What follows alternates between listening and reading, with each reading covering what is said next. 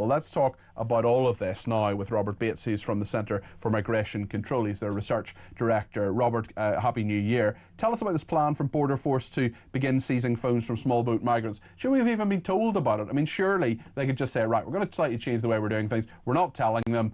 There's the element of surprise here. Yes, it'll get back, and in a few days' time, there'll be people over in France who will decide that, you know, will find ways to get their phones in, shall we say, without going into too much detail at 8 minutes to 5 in the evening. But Robert, is this a good idea? Will it help in any way, or is it just tinkering around the edges?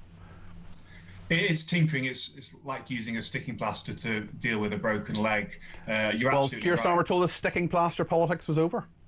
Well, he did, but he is, of course, also the Prime Minister that said no more slogans, and then his big set-piece plan to deal with the Channel crisis was smash the gangs, and it's up for debate how successful that has been. But when it comes to this particular measure, of course, this is just a re-announcement of something that they already made in song and dance about and got some positive headlines about last year, and it's just simply now these measures have come into force and can be used. I think you're absolutely right. This idea that actually, if we've learned anything over the last 8 years, it's that the people smuggling gangs and the migrants adapt to measures that are put in place, and they're very canny.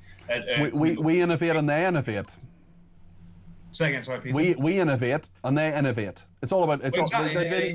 We do something that helps in some small way, and immediately there's a way around it. Because you even look at the big things like coming in on lorries, and there are some migrants who still do that illegally. But we sort of clamp down on the train, then we clamp down on the lorries. Now we're trying to clamp down on the boats. They'll just find another way in. That's what they do.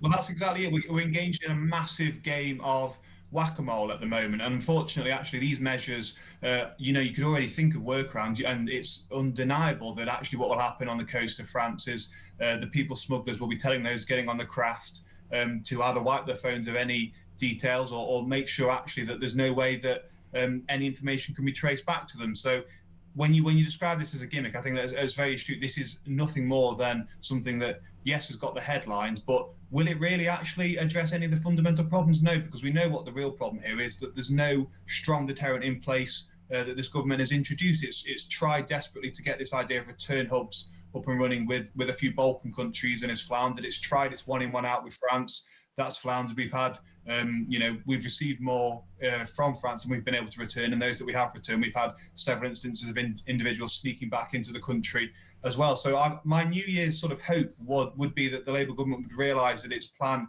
of gimmicks was running up against the rocks, and that it was actually going to have a complete pivot towards approaching this issue more seriously. I think the fact that they're making such a song and dance about this announcement today has probably suggested I was a bit naive to think that they would actually take this issue any more seriously than they are. Robert, I've got you a late Christmas present. Here we go. This is from Harry Cole, who will, of course, be on 10 o'clock this evening with Saving the West.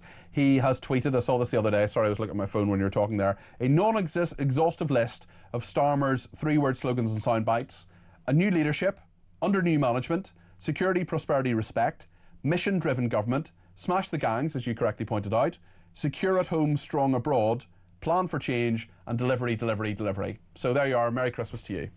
Oh, straight out of the Blair Out textbook. That was what a ghastly list. I wonder if how many of those they actually had any substance behind. You know, we've been trying, and others have been trying at the Centre for to get information out of the Cabinet Office. How do you define smashing the gang? And they have no idea. Another interesting element of this story is, of course, we've seen the first appearance in months of Martin Hewitt, who is the border czar that they were very excited about once they'd introduced him. He was the chap that was going to oversee smashing the gangs and cracking down on people smuggling. He seems to have done very, very little in his time in office, and actually, frankly, his whole position and the whole department that they've set up within the Home Office amounts to really probably a white elephant that has actually just been a distraction yet again. So a very, very impressive list. It's yeah, close to giving me an aneurysm hearing some of those.